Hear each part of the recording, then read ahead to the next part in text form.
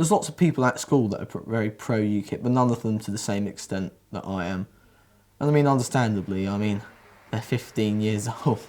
They shouldn't, you know, they should be out partying or something. It's a Marmite issue, UKIP. Some people are like, yeah, UKIP. You know, you get quite a lot of that, even in classes, like, yeah, UKIP, when we're discussing immigration or something in geography. And then you get a lot of people that go, oh, UKIP, racist bastards and things like that. And, you know, they really hate us. It's very much Marmite. Nigel Farage is a very enthusing leader, if you know what I mean. You know, he can really arouse people in the way other people's can't. They're very dreary and sort of, they follow the party lines so much. The leader's like, ugh. As Nigel sort of, we can do this if we leave the EU, we can regain our sovereignty. He's a lot more inspiring, you know. He's sort of like Martin Luther King.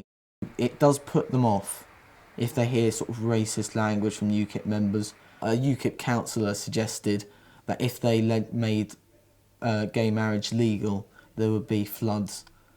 I mean, that's not true.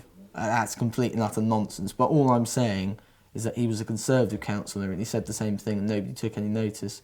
Came over to UKIP and it was, oh my God, how can he say that? And I mean, people are entitled to their own opinions. But what do they mean floods, though? That's the bit I'm confused with. Oh, floods like rain and comes down and sort of water goes up and... But I don't get the connection. Oh no, he said if there was gay marriage, it would cause floods. Because it was when there was lots of floods in February 2013, which is partly due to EU directives, because we can't dredge rivers and things like that. I think the more we bang the EU, the better, but I mean, we've got to broaden our array of policies, I think, because we seem to blame everything on the EU, and we can blame a lot on the EU, because a lot of it is their fault, but I mean, some of it, we've got to say, no, that is our fault. I used to watch a lot of Star Trek, and one of the quotes was, throughout history, every time someone's tried to impose culture on another, it's always ending conflict, all the time. I can't believe that the Conservatives have done what they've done. I mean, I am beside myself with concern.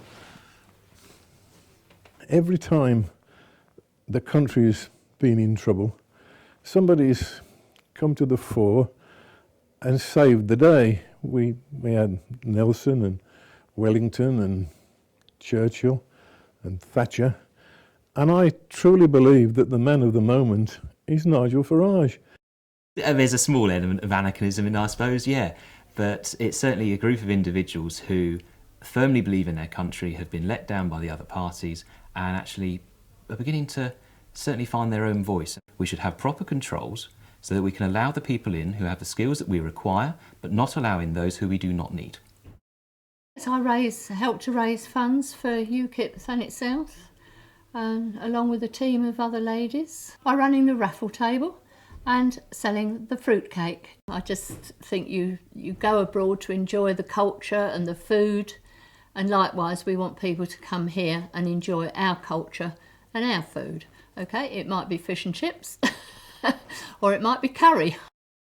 We want to keep our Britain clean and tidy, to keep away these people who's coming from Europe. We're a party that cares deeply about immigration, which is different to being racist. As a second generation Pole, I enjoy shopping in Polish supermarkets. We've seen in the high street the number of Polish supermarkets and shops that reflect the trends in the change in population. But is that good or bad? It's a bit of a leading question, isn't it, really? Okay, let me think how we can phrase it. It's not a cause of concern. It's a reflection of the changes in society. In the same way that we have, a large Indian or Pakistani population. The influx of the foreign worker, yes, has affected a lot of us in the building trade. Most of them that I've worked with have been fantastic people, good workers. I feel sorry for them as well as other nationalities, because the whole system has now allowed wages to fall. We're losing skills, so we're going to have other people to come in to help the economy out. You're effectively supporting a party that doesn't want them here. Effectively. But then on the other hand,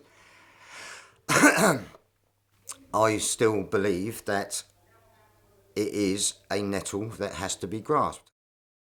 A lot of these migrants that come, they've usually had lots of years of experience of work, so we're unable to contend with them. And Nigel Farage was the only politician I felt that was putting out a positive message, saying that if we were given the opportunities, the British youth can be just as good as everyone else. There's a lot of foreign people trading and living in that area. Little shops, a lot of Polish shops along the way. And if you go in there, they're spotlessly clean and they're charming people that are trying to make a living. That's fine. But we can't have people coming into this country willy-nilly and clogging up all our systems. I'm sorry. But that doesn't mean to say we're racist.